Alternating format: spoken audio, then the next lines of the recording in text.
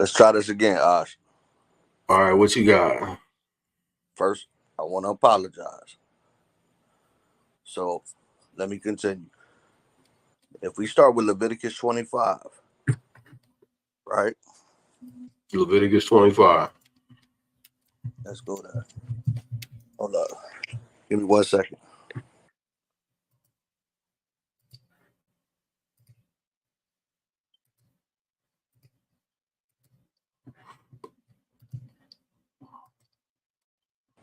We got it on the screen. 25 and 6. Uh-huh. And I appreciate you for letting me come back up here. Because I tried to bring this up to Tazariot. He threw me off the channel, right? So again, all praise, brother. Let's do this. Leviticus 25 and 6. And the Sabbath of the land shall be meat for you, for thee, for the servant. So the servant right here, is that a Badya? Is that the same servant that we see in Leviticus 25:49, where it says the bond servant will be bought? Is this the same servant? Because we see a distinction at 25 and 6. We see This is servant. from the slave. Exactly. So if the Sabbath of the land is for the servant and the sojourner,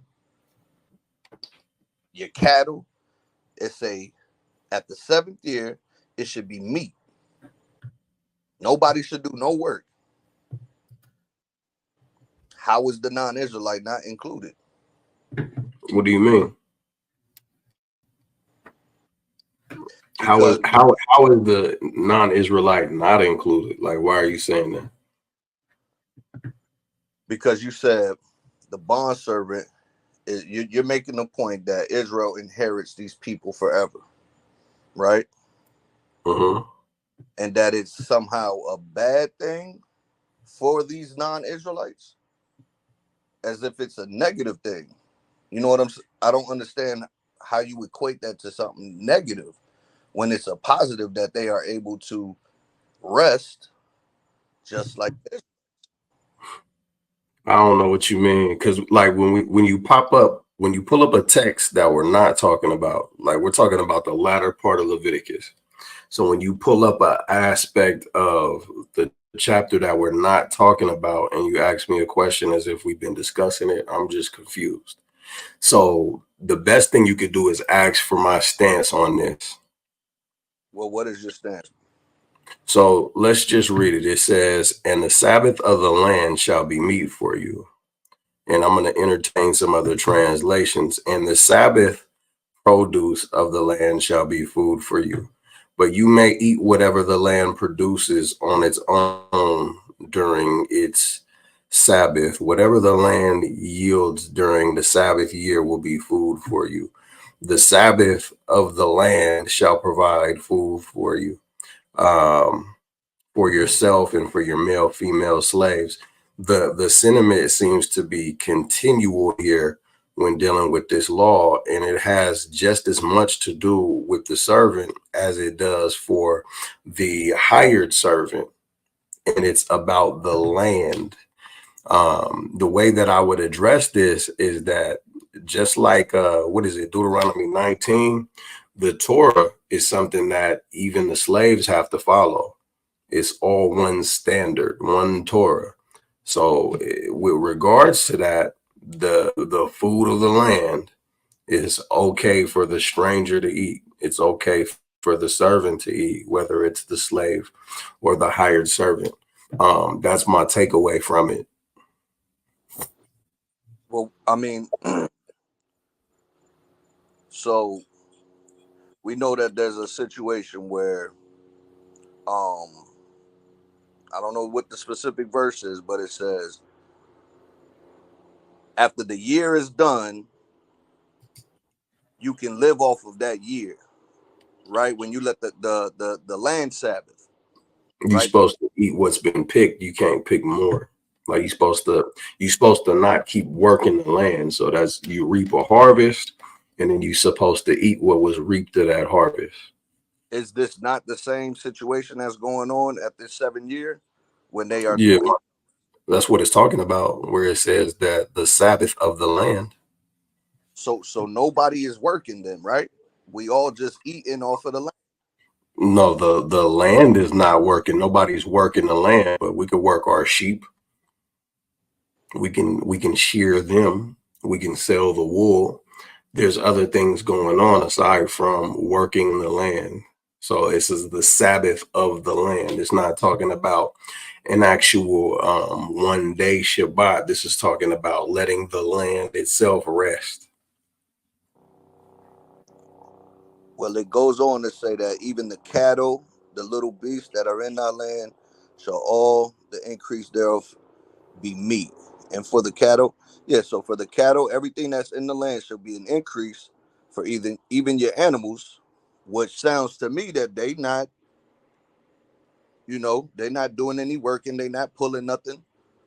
That's Nah, the New King James Version says, "For your livestock and your beasts that are in your land, all its produce shall be for food." The NLT says, "Your livestock and the wild animals in your land will also be allowed to eat what the land produces." The NIV says, "As well as for your livestock and the wild animals in your land, whatever the land produces may be eaten." ESV says, "And for your cattle and for the wild animals that are in your land, all its yield shall be for food." It doesn't. It's not talking about letting the animals rest. It's literally just talking about the land and how we're supposed to treat the land when you get to verse 7. So if you find a verse that starts to talk about letting people rest, I believe that starts when you're talking about letting Israelites go during the year of Jubilee, but not a moment before then. so you take the position that you can still work your bond servant even during this time. So your slave, you could work your slave. It doesn't say you can't work. It's not even saying you can't work your animals. But it literally just said that everybody got to rest. It So doesn't say that. It's talking about the land resting. Where does it say people got to rest? let me go to it.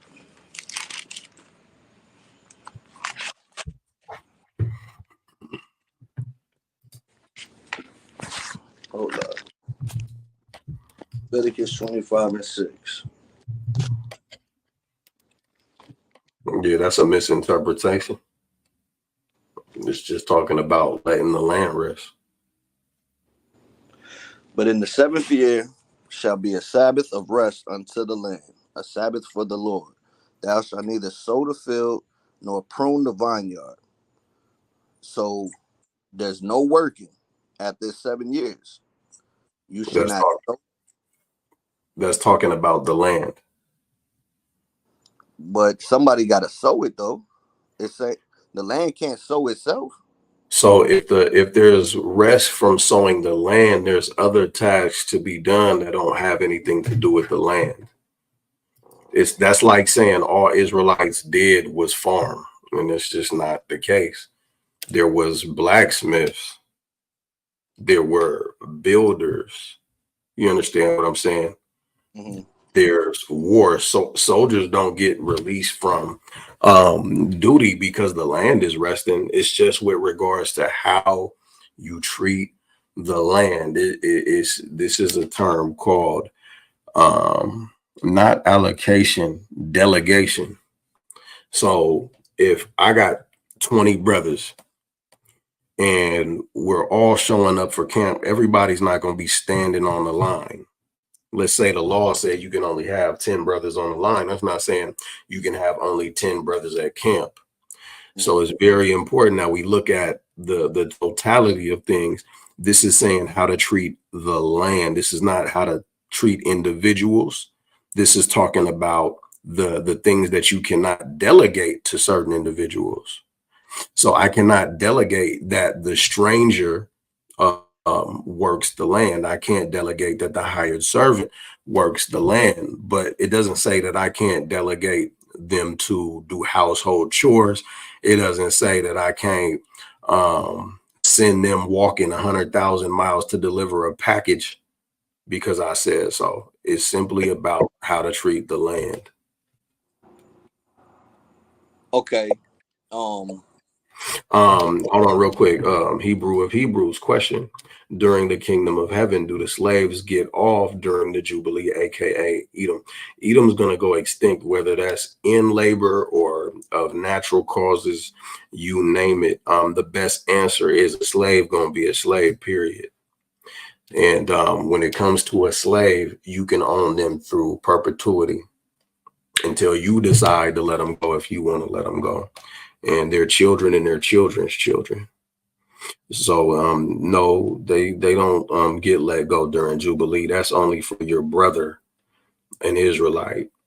If he falls in decay and waxes poor, it's your job to sustain the Israelite livelihood by affording them the ability to work off debt, work themselves into a position where they're able to stand back up on their own two again. That's what that's about. You can't keep an Israelite in perpetual servitude. If that answer your question, Hebrews. Back to what you were saying, Audemars. If you can, if we could go back to this 25:6, if you can answer what is the Hebrew words and who are these people when it comes to the Sabbath of the land shall be meat for you, for thee, which is you as a person, for thy servant, right? So the servant is a non-Israelite. The one of these individuals is talking about the slave. That's what I say. We addressed this earlier. One of them is talking about the slave that you own forever. For the hired servant, for thy stranger that sojourn with thee. So there's three different strangers going on right now. Mm-hmm. You see what I'm saying?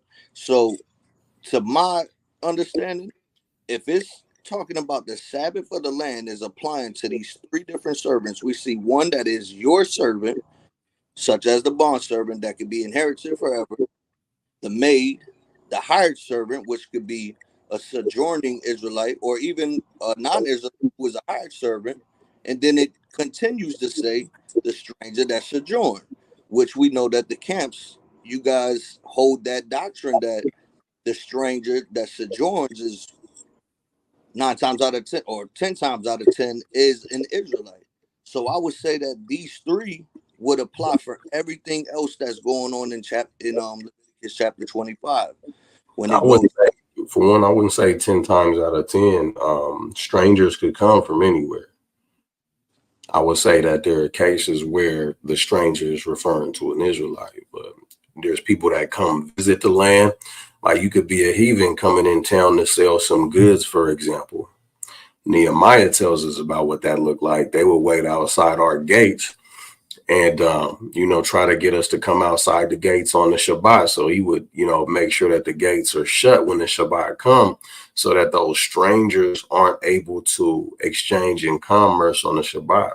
So somebody could come and visit from anywhere as long as they were allowed to do so. If we were in our right mind, that would exclude all the Canaanite nations, but a stranger is simply a stranger.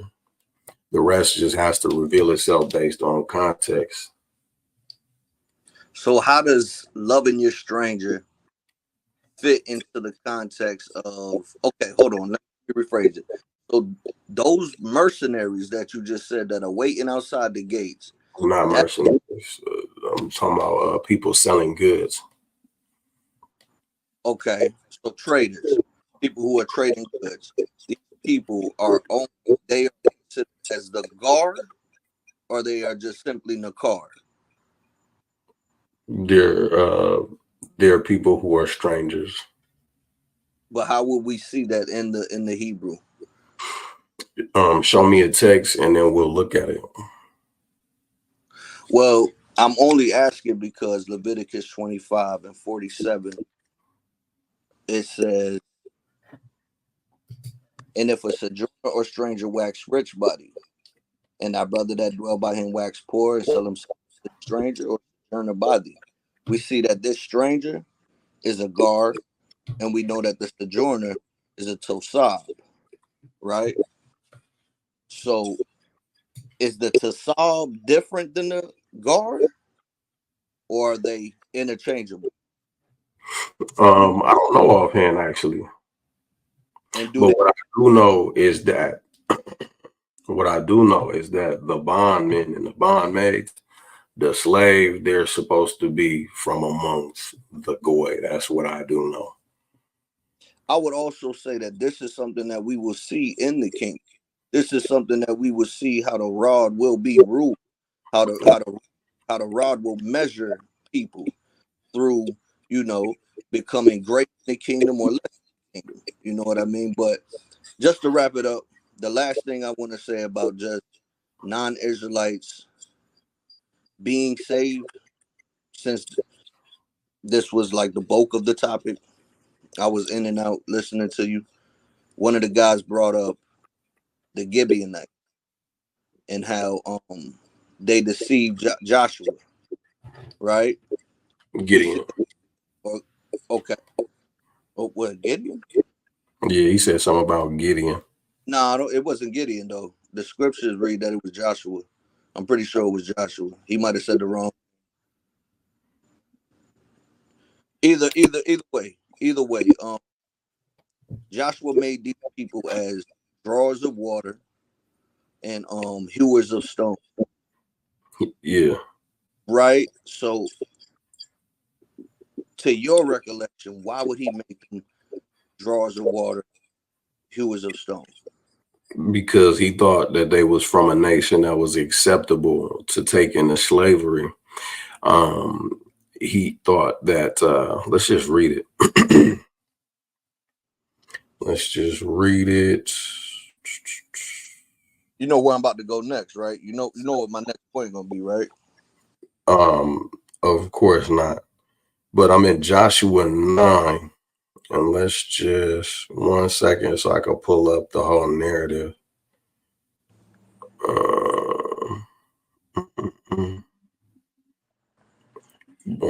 Joshua made peace with them. Not that, not that, not that.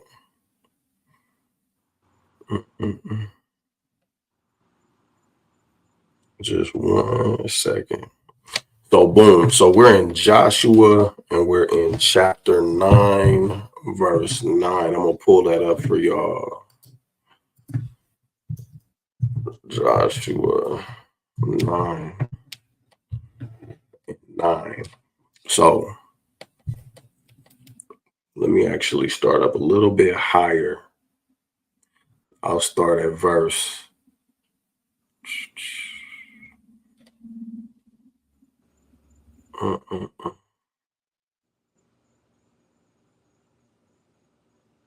We might as well just start at 1. And it came to pass when all the kings were on this side Jordan, in the hills and in the valleys, and in all the coasts of the great sea over against Lebanon, the Hittite and Amorite and the Canaanite and the Perizzite, the Hivite, the Jebusite, heard thereof, that they gathered themselves together to fight with Joshua and with Israel with one accord. And when the inhabitants of Gibeon heard that Joshua had done unto Jericho and to Ai, they did work wildly, and went and made as if they had been ambassadors, and took old sacks upon their asses, and wine bottles old and rent and bound up, and old shoes, and clouded upon their feet, and old garments upon them, and all the bread of their provision was dry and moldy. And they went to Joshua unto the camp at Gilead, and said unto him and to the men of Israel, we be come from a far country. Now, therefore, make ye league with us. Why is this important? Is because Deuteronomy 20 says the nations that are far away, you can take them. You go up to them, you proclaim peace to them. If they accept your peace, then they'll essentially be tributaries to you, and you can treat them peaceably. But if they don't reciprocate your peace, then you kill all of them down to the men. And then you can take the women captive and the cattle, and you can take the spoils thereof, right? But it says, The same people that are listed in Deuteronomy chapter 7, verses 1 all the way down to 7, down to 5, I think, that we're told just to kill. It replicates that same commandment and says, you make sure that you kill those Canaanites. So to answer the first aspect of the question, the reason that they were made hewers of wood and drawers of water is because they thought it was acceptable of them to do so. They didn't know that they came from among them Canaanite nations. It says, now therefore make ye league with us.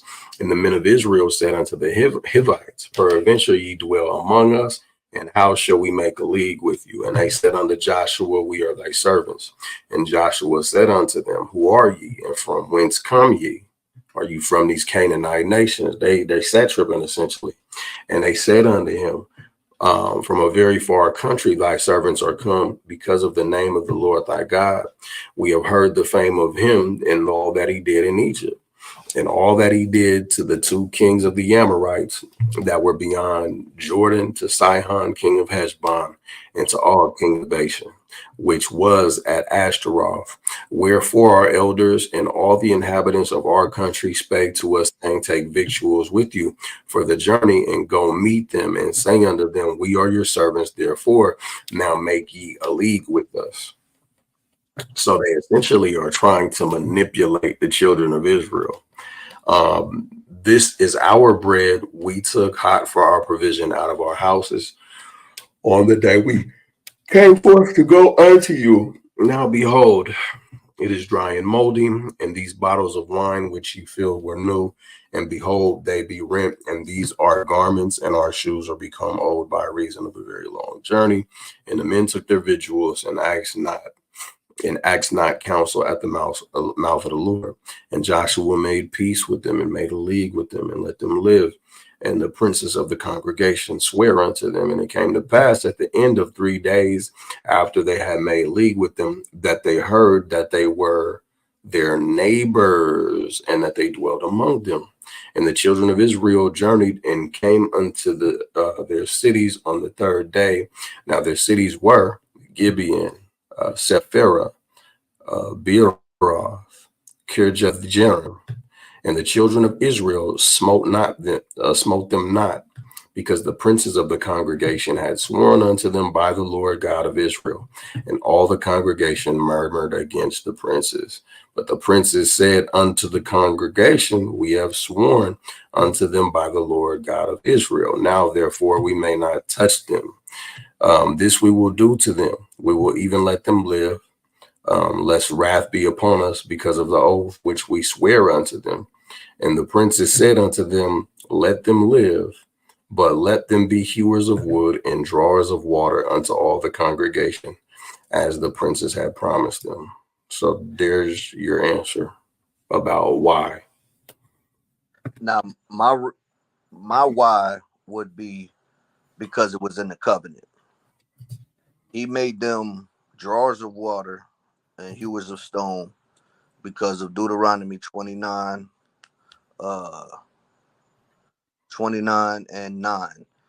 Keep therefore the words of this covenant and do them, that ye may prosper in all that ye do.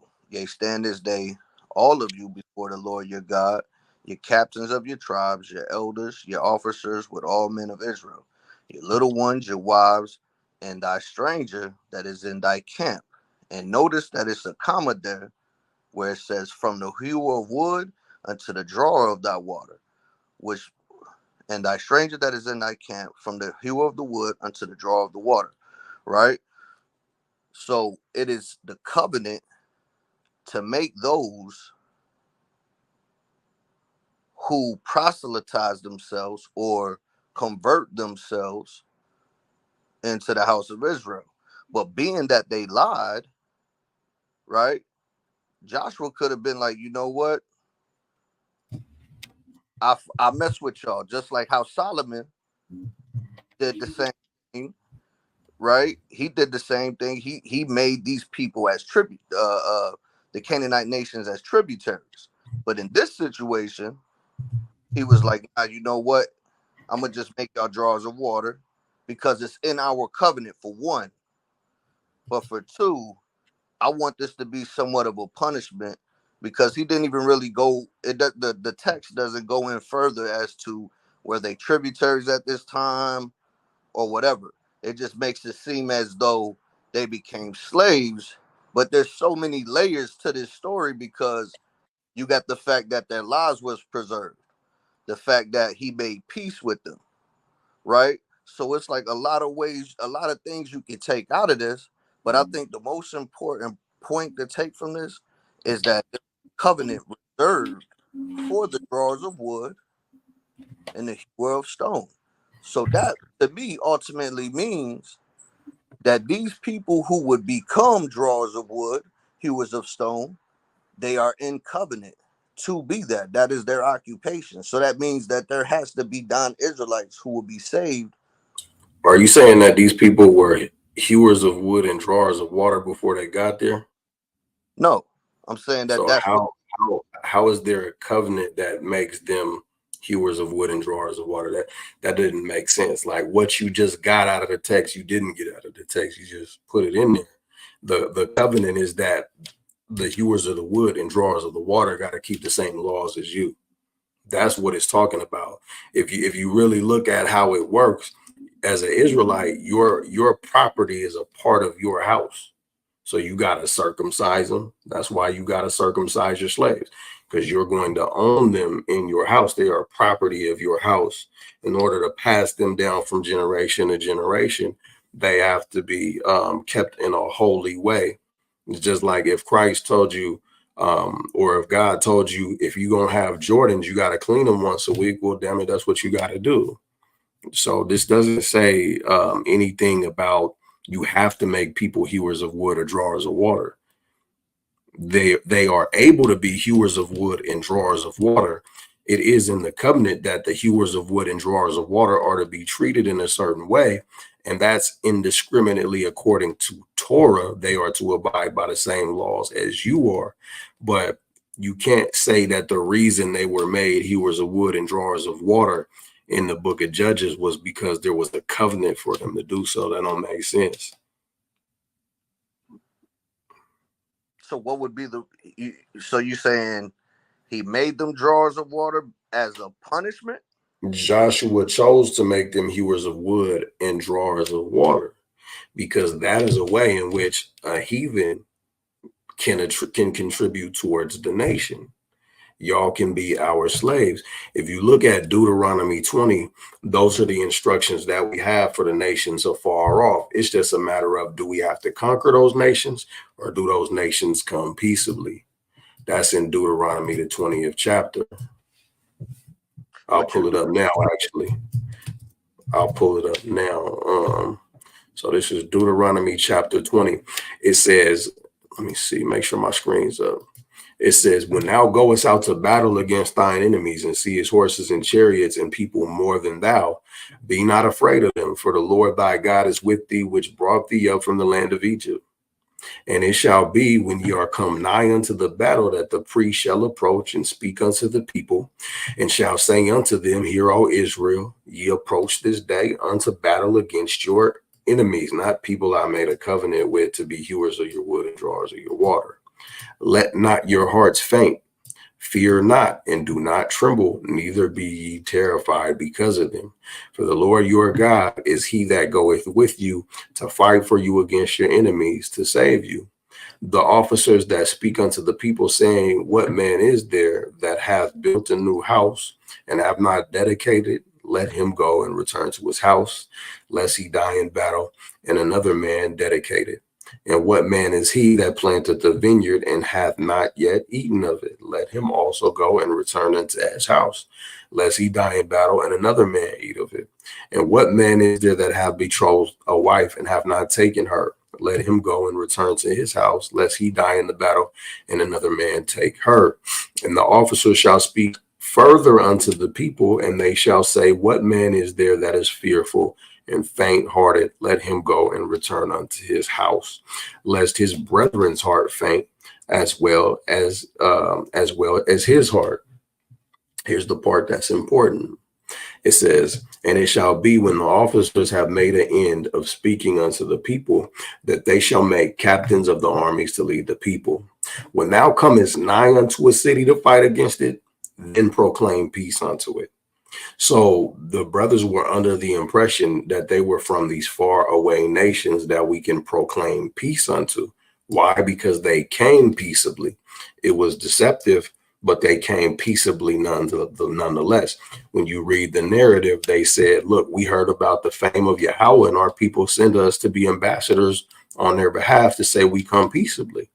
It says, and it shall be, if it make thee answer of peace and open unto thee, then it shall be that all the people that is found therein shall be tributaries unto thee, and they shall serve thee. Now, what's a tributary? Just so that we don't have a bias about how we're looking at that. Let's see. The word tributary, Strong's H4522. A loose description of that is a burden causing to faint. So we can put burdens on them. We can tax them in the form of forced labor, a levy, right? So we can put them in slavery. We can put them into servitude, a gang or a body of forced laborers, task workers, labor band or gang, forced hewers of wood and drawers of water, right? Let me go back to the actual reading so we can finish this out so that you have the answer. It says, then when the Lord thy God have delivered it into thine hand, thou shalt smite every male thereof with the edge of the sword. That's if they don't come peaceably. Right. You besiege it. But the women and the little ones and the cattle and all that is in the city, even all the spoil thereof, shalt thou take unto thyself, and shalt eat the spoil of thine enemies, which the Lord thy God hath given thee. Now, they don't need to kill those men that came because they came peaceably. But this is the thing. It says, thus shalt thou do unto all the cities which are very far off from thee. Where did the men say they were from? From very far off, which are not of the cities of these nations. What nations? The ones of the Canaanites, the 7 nations greater and mightier than the Israelites were at the time. So that's why it's not about what was written in what was you quoting, Deuteronomy 29, or was it Deuteronomy 19? Either way, there's not a covenant with the heathen to make them tributaries. There's a covenant with the Most High about who we can make tributaries and who we have to utterly slay. Nonetheless, the ones that we make tributary, we see that they're to provide forced labor. So would you? That answers your question.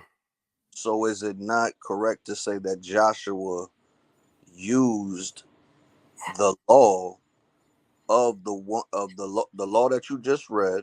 When you plead peace to these people, make them tributaries. Did he not do that for the Gibeonites? That's what he did to the 2 people. He made them tributaries because they came peaceably. But he wasn't supposed to do it for them because they were Canaanites, right? Yeah, because he thought they were from the nations afar off because they said so. So yeah, even though they were Canaanites, he made them hewers of wood and drawers of water because they didn't ask the counsel of the Most High with regards to these men. Had they approached their nation, they would have known who the men were, but instead they ran up on them saying, hey, we're from far away. We heard about your fame. So yes and yes. Well, okay, let's say they didn't dress themselves up. They didn't come at them with God. They didn't come at Joshua with God. Let's say they did come peacefully as Canaanites. Do you think They would Joshua, have killed him. he would have killed them, right? Mm-hmm. So they must have had a one up on Joshua in the sense of maybe they heard this from the Edomites. Maybe they heard from the Ishmaelites. Yo, this is in their law that they're supposed to make everyone else except your people as tributaries. So all you got, I'm just, I'm just giving a little bit more, I guess, understanding of the scriptures, or just giving some assumptions, right? So ultimately, Joshua was keeping that covenant that was not supposed to be for the Canaanites. So it shows, to me, it shows that these people are in covenant at bars of water, bro. Like, So it says that Joshua made a covenant with those two people, right? We read that wasn't it the entire nation, or it was just two people? with those two people.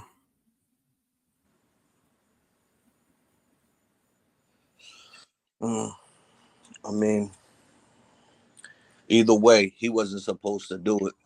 Right. He wasn't supposed to. But what's the point though? We've established that he wasn't supposed to do it. We've established that he was naive about who they were, and that's why he chose to do it. And then because he was naive, he made a covenant with these two people that they could be hewers of wood and drawers of water and find some shelter in exchange. These are all things that I would affirm and have taught and are consistent with other Israelite teachings. So these people are saved to serve. You said what? They are saved to serve. Essentially, yeah. So that's not ultimately salvation. So now we're in two different concepts. So we're talking about salvation in the present day. We're not going to be able to cover that by looking for heathen being saved in the past. They're two different discussions. This is crazy. When I talk about Gentiles not receiving salvation, you think I really give a damn about Gentiles that have been not destroyed in the past? We understand that Moses was told that the people of the land would become a thorn in our side and essentially a stumbling block. Why? Because, well, we didn't kill them like we were supposed to.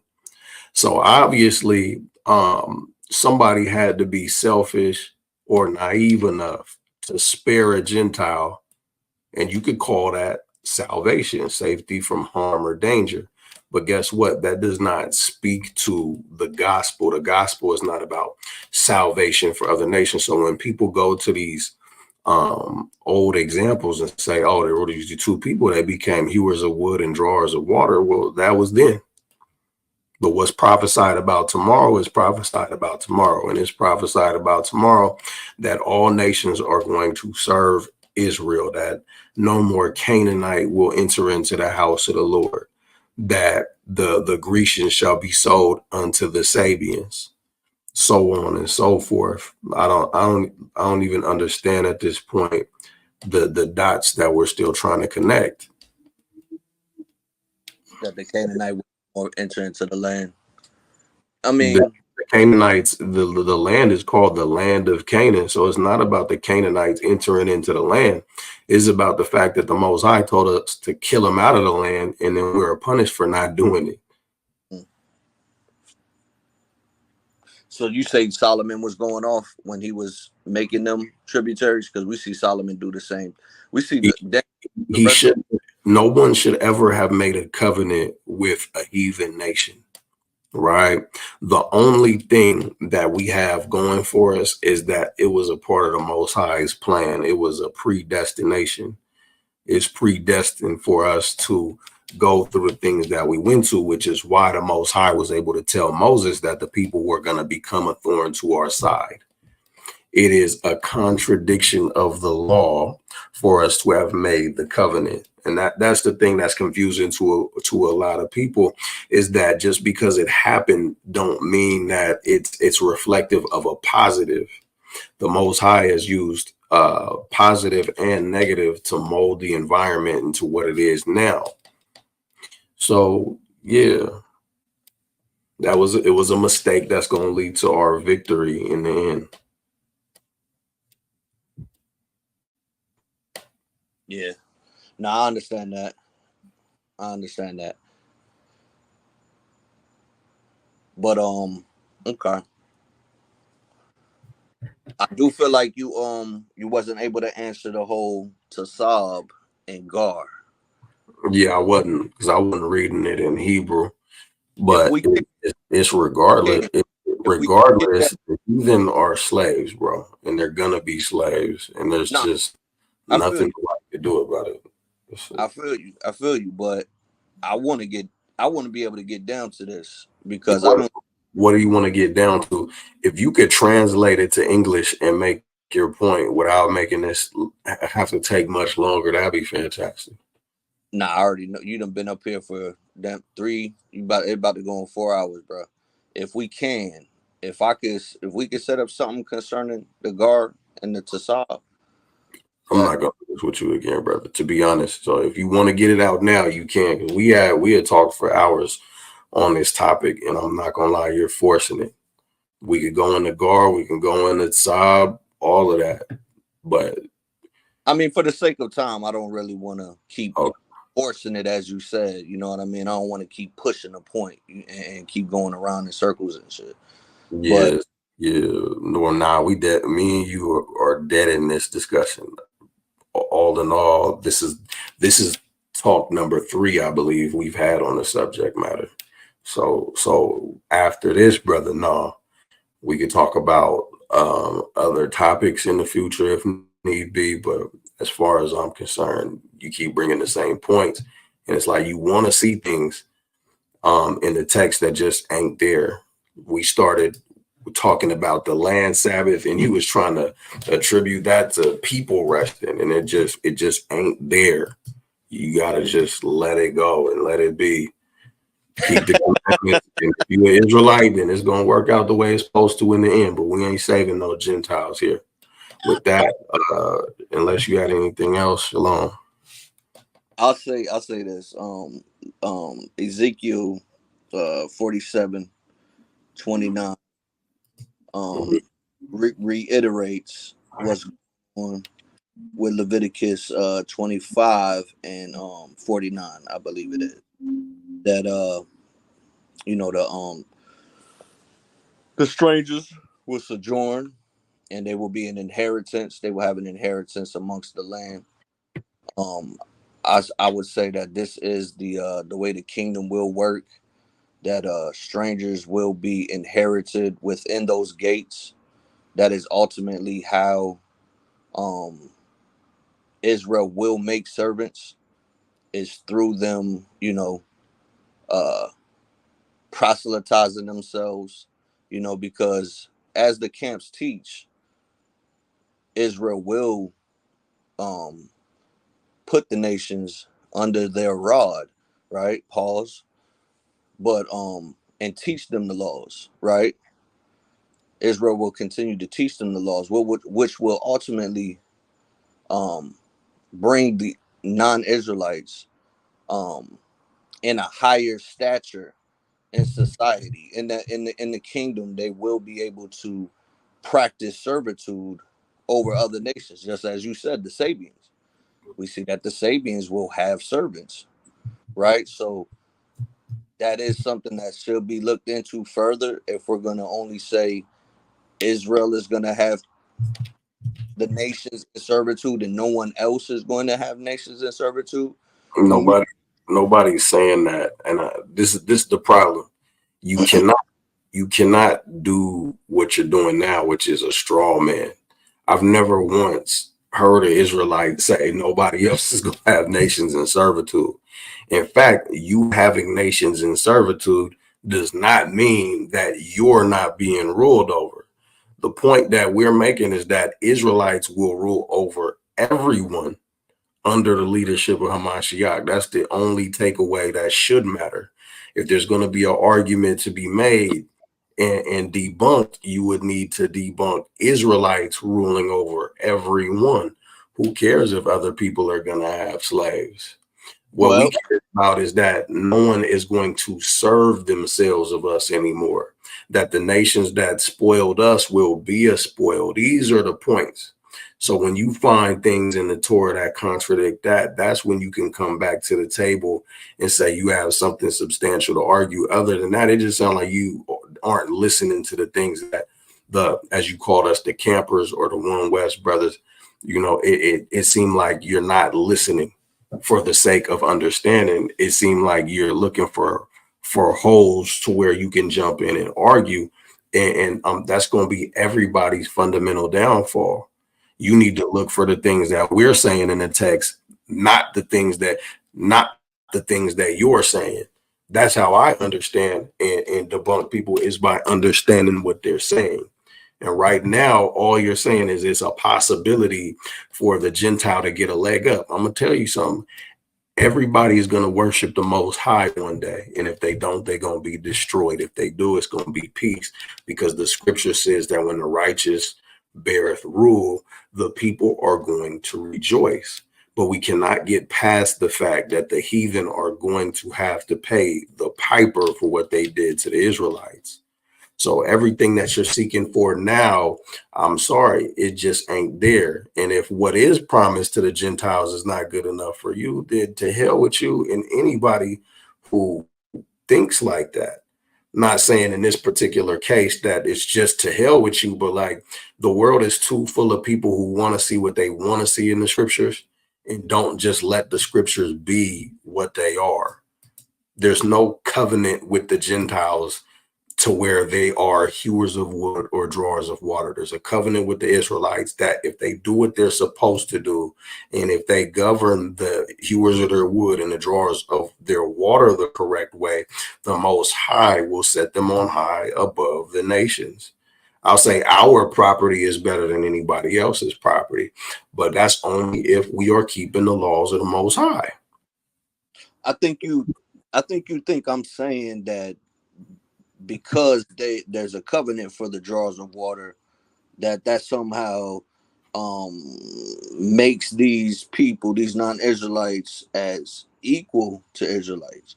I And just that's think you're saying something that's not in the Bible. There's no covenant for the hewers of wood and drawers of water. There's covenants for the Israelites. exactly right. I agree. The covenant is for Israel to keep drawers of water, and the only the drawers of water is for non-Israelites. So for them, for them to fulfill that part, just that little part of drawers of waters and hewers of stone, obviously there's gonna be non-Israelites who would have to fall in line to the laws, right? They have to fall in line to accepting Christ as Messiah, right? And just with the Sabians though, like the Sabians, are they gonna be there in the kingdom just because they are Sabians, or is it because they also accept Christ? We've talked about this before. What is in the kingdom? And the kingdom is in that land. No. The word kingdom means dominion. The dominion is going to be over the whole world. So Mm, we got to stop making the kingdom a physical location. We talked about this. The mm. kingdom of God, if it's one physical location, it's the whole world. If it's the whole world, then it's not about coming in the land. That negates Isaiah 60 if we're going with that. That says that the gates are going to be open continually for the sake of bringing in the slaves and their riches. Nobody is saying that heathen won't come in the gates. We're saying that the heathen will not have the dominion pursuant to the book of Jeremiah that says that their governors and their rulers shall be of themselves, talking about the Israelites. We are going to have the rulership. Tone just put it in the chat, rulership. I The agree. Gentiles are not going to have rulership no matter where they are on the earth. The Israelites are going to rule over them. I agree with that. I agree with that. I don't have no But smoke. you said, but you said in the land though. So I just No, want to make that clear. The chat heard you say in the land. So I'm just making sure that we understand the kingdom is not the land. That is where the Israelites rule from. That's where the capital is at with regards to Jerusalem. But we are going to have dominion over the entire earth. Okay, I got you, bro, and I agree with that. But I'm saying the Sabians, how are they going to be? This is the millennial reign. I just want to make sure this is that we agree that the Sabians will be a part of that millennial reign. Is that your position? This is talking about God's kingdom on the earth. When Yahweh Shai come back, Starting with Amashiach coming and putting us back in the land. right, during that millennial reign, there will be Sabians who will have servants, right? It says that the children of Israel will sell specific people to the Sabians, right? This is a part of the millennial reign, correct? Right. So are the Sabians there because they've accepted Yahweh Shai, or are They're, they there? they're Huh? there because Yahweh Shai don't put them all to death for whatever reason. It's because they accept them, bro. Like, why is it so hard to say that? Because we can't say that. They don't say because they accept me.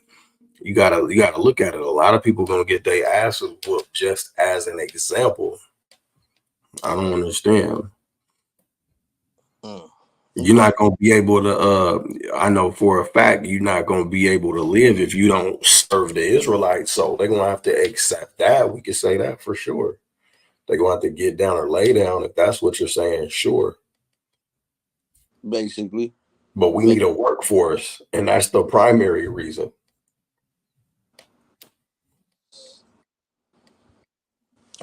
All right. Be good, man. Appreciate you again, bro. For sure. Shalom, shalom.